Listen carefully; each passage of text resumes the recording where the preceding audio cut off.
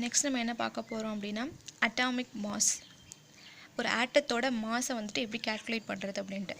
உங்களுக்கு தெரியும் atoms are too small in size, so we cannot measure their mass directly. ஆட்டம்க்கு ரொம்ப சின்ன பார்ட்டிக்கல், அதனால் அதோட மாஸை வந்து நம்மளால் டைரெக்டாக மெஷர் பண்ணவே முடியாது. ஃபார் எக்ஸாம்பிள் இப்போ கார்பன் ஆட்டத்தை வந்து அதோட மாஸை வந்து கண்டுபிடிச்சிருக்காங்க. அதோட மாஸ் நம்பர் வந்துட்டு 12 அப்படின்னு கண்டுபிடிச்சிருக்காங்க. இதை வந்துட்டு ஸ்டாண்டர்ட் ஆட்டம்னு சொல்லியிருக்காங்க. யார் சொல்லியிருக்கா அப்படின்னா IUPAC, international union of pure and applied கெமிஸ்ட்ரிங்கிறவங்க அது ஸ்டாண்டர்ட் ஆட்டம் சொல்லியிருக்காங்க. ஏன் அதை அப்படி சொல்லியிருக்காங்கன்னா, இதோட மாஸ் நம்பர் வந்து 12. மாஸ் நம்பர்னால் என்னென்னா number of the protons plus neutrons இந்த ஆட்டம். ஒரு ஆட்டத்துக்குள்ளே எவ்வளோ ப்ரோட்டான் அண்ட் நியூட்ரான்ஸ் இருக்குங்கிறத வச்சு தான், அதோட எண்ணிக்கையை வச்சு தான் மாஸ் நம்பர் சொல்லுவாங்க. இதில் வந்து 6 ப்ரோட்டான்ஸ் 6 நியூட்ரான்ஸ் இருக்குது. ஸோ இதோட மாஸ் நம்பர் வந்து 12. ஸோ கார்பன் ஆட்டத்தில் எவ்வளோ இருக்குன்னா அதோட மாஸ் நம்பர் என்னென்னா 12. அந்த மாஸ் நம்பர் வந்துட்டு எந்த யூனிட்டில் போடலாம் அப்படின்னா ஆட்டத்தோட மாஸ் தானே இது. So AMU atomic mass unit அப்படின்னு சொல்லலாம், ஆர் U அப்படின்னு சொல்கிறாங்க. So atomic mass unit is denoted as AMU. பார்த்தாச்சா? இப்போது அந்த ஒரு கார்பனோட அட்டாமிக் மாஸ் வந்து 12ன்னு சொல்கிறாங்க. அப்போ ஒரு அட்டாமிக் மாஸ் யூனிட்னா அதோட வேல்யூ என்ன அப்படின்னு பார்க்க போகிறோம். இப்போது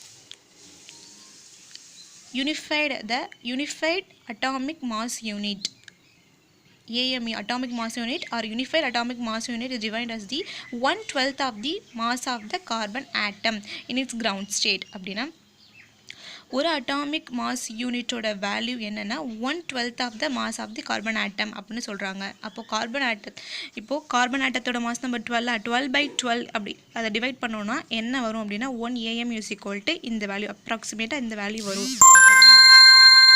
ஓகேங்களா? So this is the one atomic mass unit. ஒரு அட்டாமிக் மாஸ் யூனிட்டோட வேல்யூ இது.